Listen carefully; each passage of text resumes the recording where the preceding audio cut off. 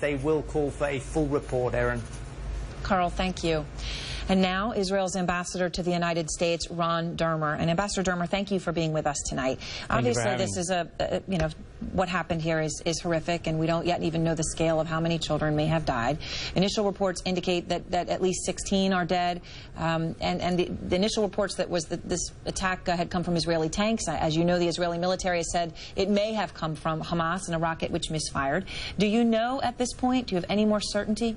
No, I don't know, but I do know who's responsible for it, and that's Hamas, because they're using schools as weapons depots, and I think it would be a disservice to your viewers for a reporter from Gaza not to mention that in the last week we had 2 different UNRWA schools where we had actually rockets found in the schools and handed over to Hamas. I also think it's a disservice. These are 2 different UN schools, you're saying? That's correct.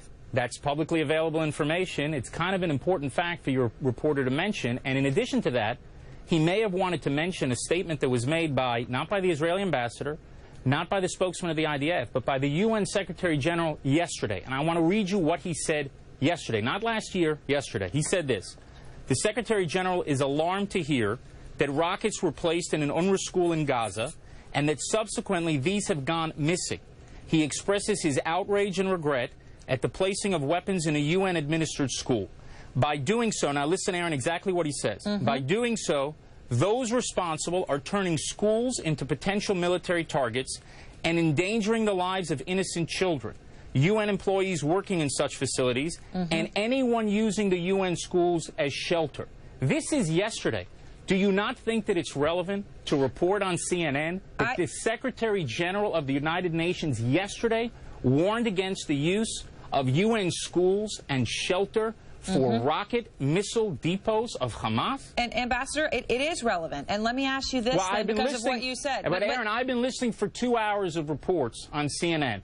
I have seen split screens, horrible pictures that any decent human being would be horrified by. I have not heard a single person say what I just said to you now. And I think that that does a disservice to your viewers to not give them the context they need to make these judgments. Hamas is placing missile batteries in schools, in hospitals, in mosques, and there must be outrage by the world at Hamas to end this. But Ambassador, there is also this, which is, and this is the latest information we have, which is that Israel, you did reach out to the UN 3 days ago. You told them to evacuate the school because of exactly what you just said. That's right. But here's my question, and the reason that we're showing these pictures, because these are dead children.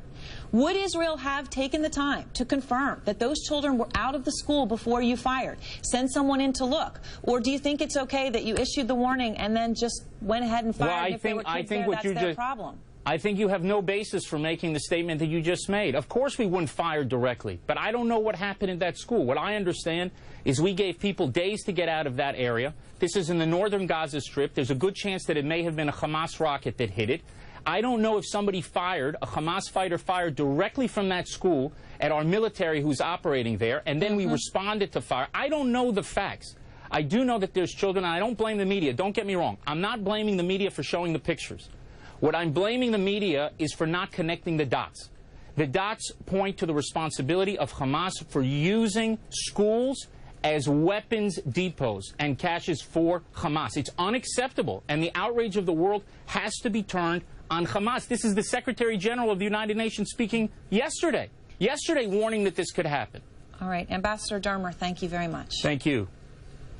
And still out front, American lawmakers